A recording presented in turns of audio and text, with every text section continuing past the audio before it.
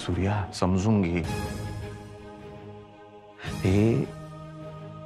हे फक्त फायद्याचं एक छोटं जाळं नाही आहे. संध्याने काय काय भोगलंय माहिती आहे ना तुला. बाप या फक्त फायद्याच्या नादात गायब झाला. आईला एकटी पोर सांभाळते ती. आईची काय मानसिक अवस्था आहे तुला माहिती आहे. तिच्या बहिणीने आणि तिने लिटरली पाय झिजून झिजून घर चालवलंय. एवढ्या सगळ्या परिस्थितीमधून चचून सुद्धा ती पोरगी आज उभी आहे. लक्षात घे, आपण जेव्हा सगळं हरवून बसतो ना, काही नसतं आपल्याकडे, सगळं काही हरतं आपण. त्यानंतर परत एकदा शून्यातून स्वतःला उभं करून प्रेम करायला खूप हिंमत लागते. जी हिंमत ती पोरगी दाखवते. मला सांग सूर्या, उद्या या फक्त फायद्याच्या गेम मध्ये जे काय आपलं मिशन आहे यामध्ये तुला जर काय झालं तर त्या पोरीने काय करायचं? कोणाकडे बघून जगायचं? माझं काय वेगळं आहे साहेब. म्हणून तर आमचं एकमेकांचं पट्ट आहे साहेब. माझा भाऊ आणि तिचे बापा भेटल्याशिवाय मी नाही मागं फिरणार, आणि तिला पण नाही म्हणणार मागं फिरलो तर.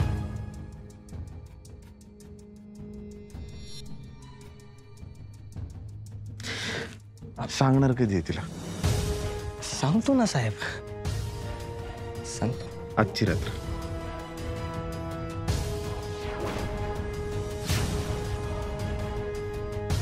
आजची रात्र सांगायचं तिला.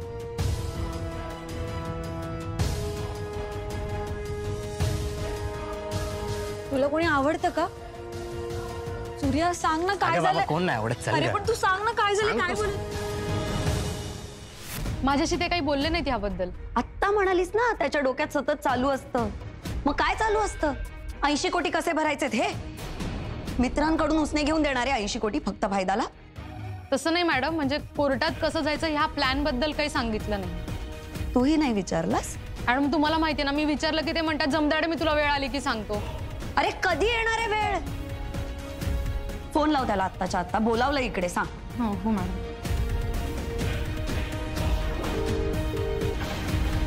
रिंग जाते, उचलत नाहीये, बाईकवर असतील. त्याचा फोन आला की सांग त्याला मी त्याची वाट बघते. Yes madam. तो आल्या आल्या ताबडतोब मला भेटला पाहिजे. Yes madam.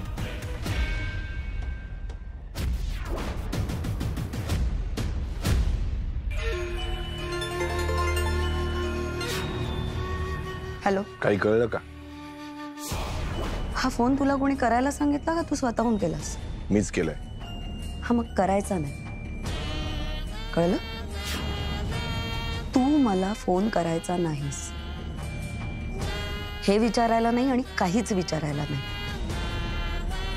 हा तू मला केलेला पहिला आणि शेवटचा कॉल. मला काही कळलं तर मी आपणहून सांगेन. तू मला फोन करायचा नाहीस, ओके?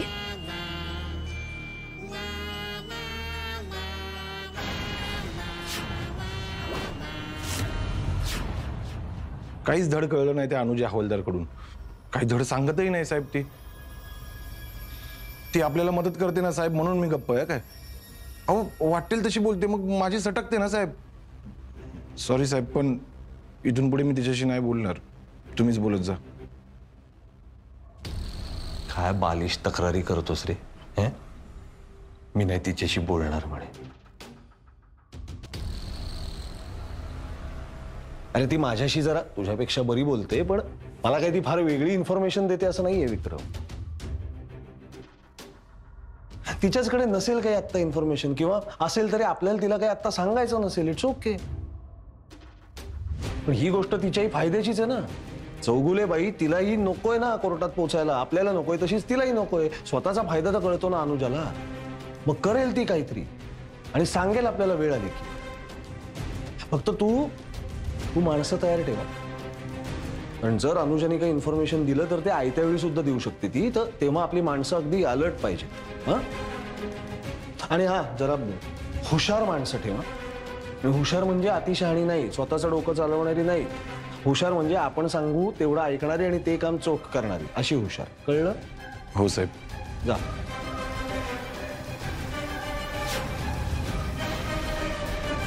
परवा 5,000% तुझ्या आईला मी कोर्टात हजर करणार आहे. फक्त काही गोष्टी ज्या महत्वाच्या तुम्हाला कळणं गरजेचं आहे, त्यासाठी मी इथे आलो. सगळ्यात पहिली आणि महत्वाची गोष्ट, जेव्हा मी त्यांना कोर्टामध्ये हजर करणार तेव्हा तुम्ही कोर्टाच्या आवारात पण मला दिसायचं. गपचूप घरात राहायचं. कुणाला काय, कुठे चाललोय, काय चाललंय आमच्या आयुष्यात, हे घडते हे सांगायचं नाही. दुसरी सगळ्यात महत्वाची गोष्ट, या दरम्यान म्हणजे आजपासून तर परवापर्यंत अशा खूप गोष्टी घडतील. तुम्हाला लोक सांगतील की नाही, भोसले साहेबांनी सांगितलंय आम्हाला तुमच्याशी बोलायचंय, तुम्ही अमुक अमुक ठिकाणी या, अमुक करा तमुक करा. कदाचित डिपार्टमेंट मधली माणसं सुद्धा माझं नाव घेऊन तुम्हाला फोन करतील. त्यांच्यावर विश्वास ठेवायचा नाही. तुम्हाला जर कॉन्टॅक्ट करायचा असेल तर तो मी स्वतः विजय भोसले करणार. घाबरायची गरज नाहीये. पण काय आहे, सरते शेवटी आता परीक्षेचा दिवस आहे ना, त्यामुळे जरा सावध राहूया. क्लिअर? हो हो सर. हो. वैजयंती मॅडम कोर्टात.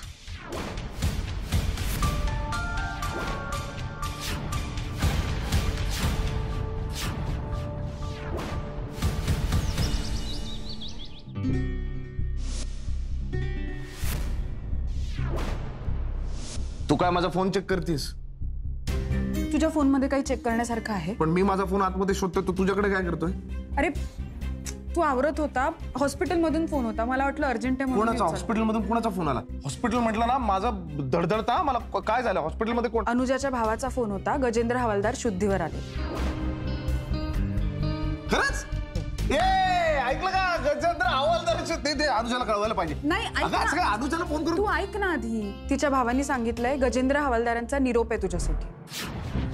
कोणालाही काहीही न सांगता आधी जाऊन तू त्यांना भेट हॉस्पिटलमध्ये. ऐक ना, अनुजा त्यांची मुलगी आहे, तिला कळवायला पाहिजे. दे फोन माझा. अरे मग कळवायचं होतं तर त्यांनी तिला डिरेक्टली कळवलं असतं ना. ते असं म्हणाले तर काहीतरी अर्थ असेल त्या गोष्टीला.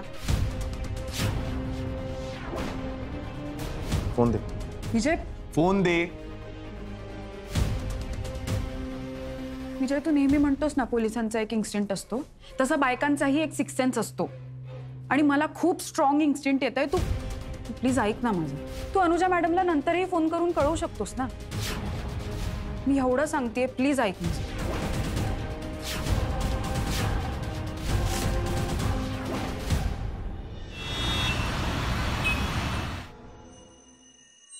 दहा मिनिटं मला जरा सर, फक्त 10 मिनिट.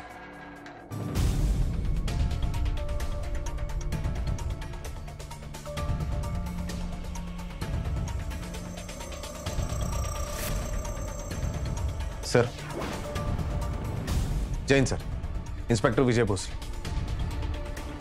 तुम्ही बोलवलंत सर? बोलवल्याशिवाय आला असतास तर हाकलून नसतं गेलं हो. नाही, तसं हाकलून द्यावंसंच वाटतंय. काय रे, माझ्यासमोर आता तुला पूर्ण वर्दी त्याची गरज वाटत नाही काय? कॅप कुठे आहे?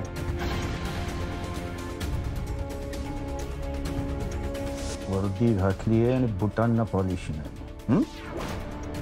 Very bad.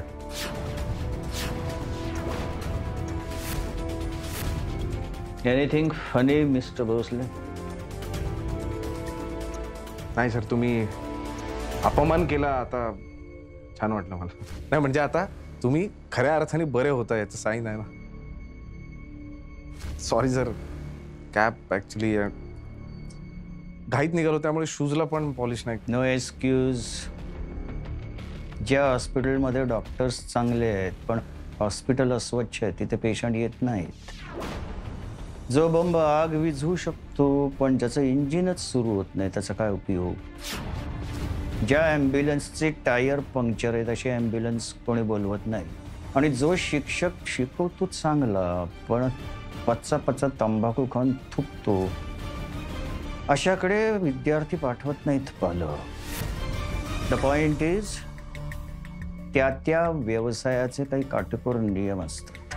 जो पोलीस स्वतःच्या वर्दीची काटेकोरपणे काळजी घेऊ नाही शकत तो पोलीस आपली केस बारकाईने कशी काय सॉल्व्ह करणार?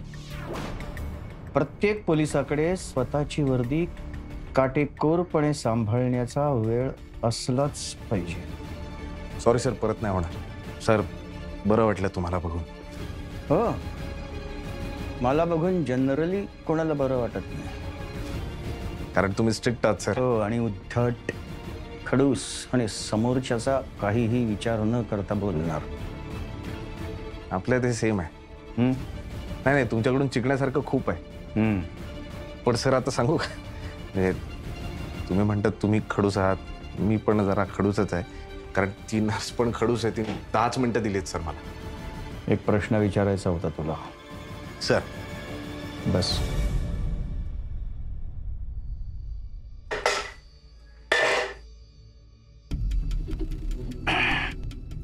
It's okay. ओके. मला सांग, आर्यन साटम केस हँडल करण्याकरता तुम्ही SOS स्थापन केलं, करेक्ट? नाही, आम्ही नाही केलं सर, ते वरिष्ठांनी केला. मला फक्त सांगितलं होतं की तू SOSचा भाग आहे म्हणून मी त्यात आलो. मग आता त्या टीममध्ये तुझ्याबरोबर काम करण्याकरता जी बाकीची माणसं निवडली ती कुणी? वरिष्ठांनी. आता ते मिळून जुळून काम करताना केस सॉल्व करण्यासाठी तुम्ही जी काही उत्मात केली तिथे. नाही नाही, आम्ही नाही केलं. 1 मिनिट, माझं वाक्य संपलंय. Sorry sir. रूल नंबर 1, सिनियरचं वाक्य मध्ये तोडायचं नाही. Sorry sir. मग आपण असं म्हणूया की ही केस सॉल्व करताना तुम्ही जी सिन्सिअरली उत्तमात केली ती करताना तुझ्या मनात असं कधी आलं नाही की संशयित गुन्हेगार हा नेहमीच तुमच्या पुढं 4 पावलं होता?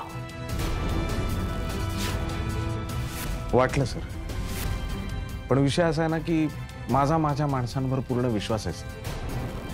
मी ज्यांच्याबरोबर काम करतो त्यांच्यावर मी विश्वास ठेवूनच काम करतो. माझं तर असं म्हणणं आहे सर, विश्वास ठेवल्याशिवाय आपण काम नाही करू शकत.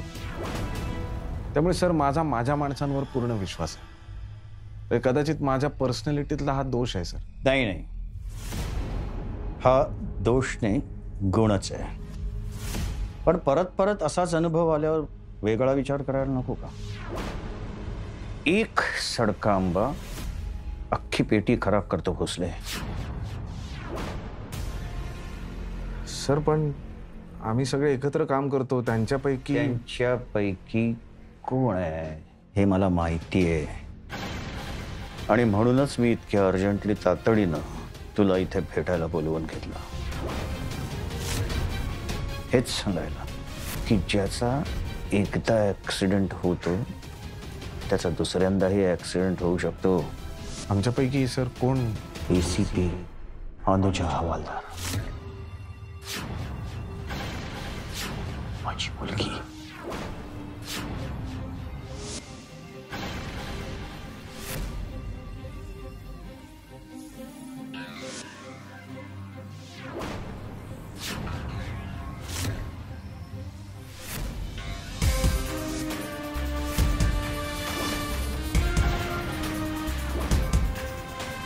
मला इथे अर्जंटली बोलवण्याचं कारण काय केलं?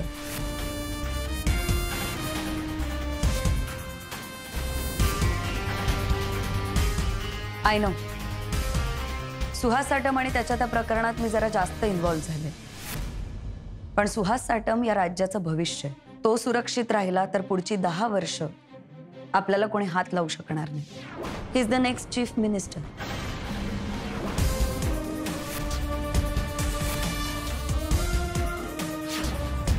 पुढच्या आठवड्यात आपलं मुंबई ऑपरेशन सुरू होईल. Is that all?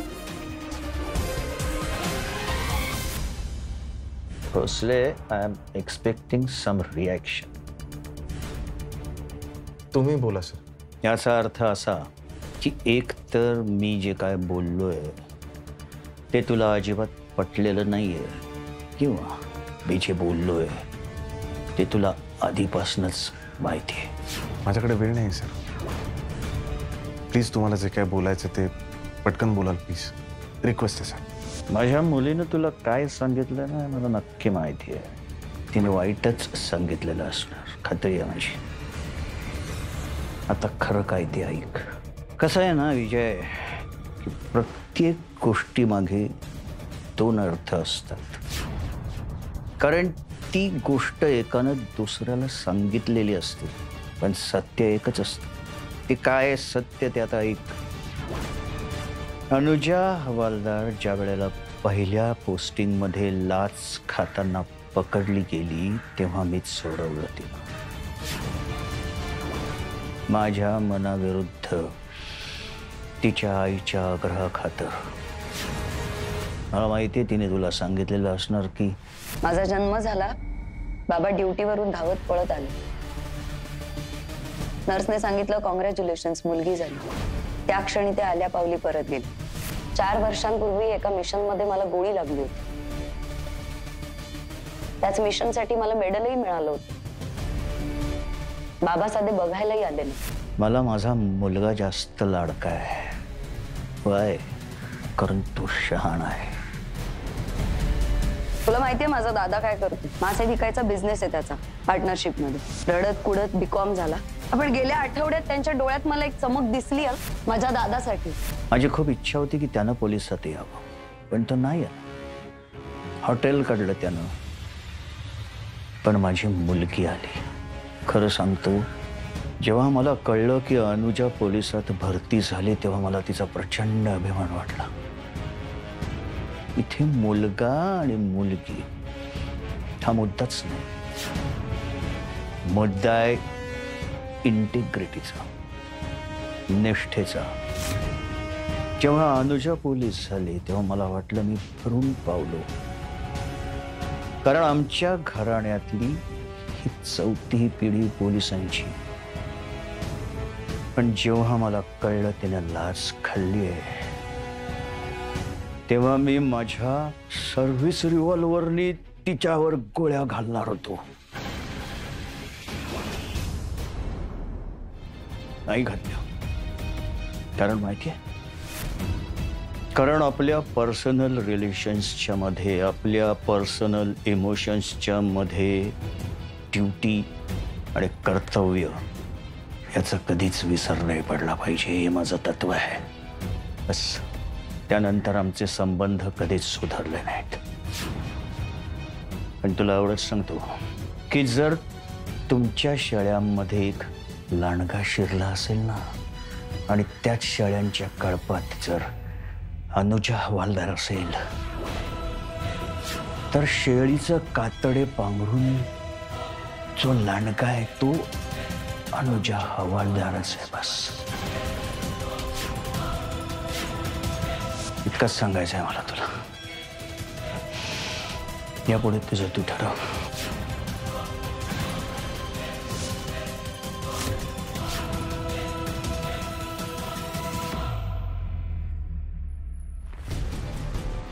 तर मला एवढंच वाटतं की पुराव्याशिवाय आपण कुणावरही आरोप करू नये.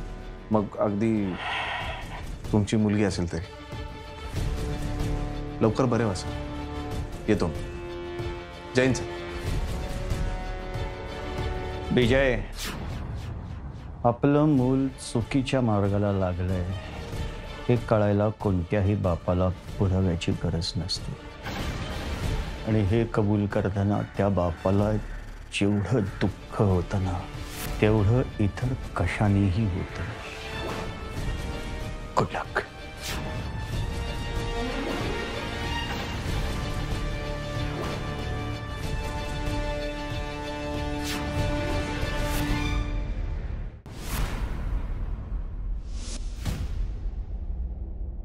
विजय,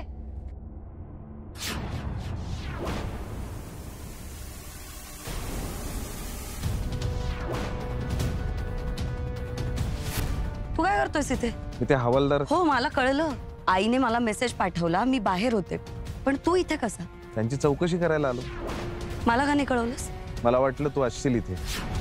वाव, ग्रेट.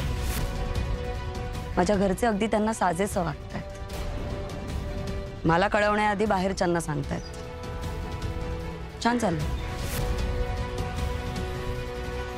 ठीक आहे, आता आले तर मिस्टर हवालदारांची चौकशी करून येते. विजय, थांब. मला जरा महत्वाचं बोलायचंय तुझ्याशी. उद्या तुझं हिअरिंग आहे. वैजयंती चौगुलेला कोर्टात कसं नेणारस? प्लॅन काय? वैजयंती चौगुले सांगतो ना. तू भेटून ये त्यांना, मग बोलू आपण. बोलू ना, तू भेटून तर ये.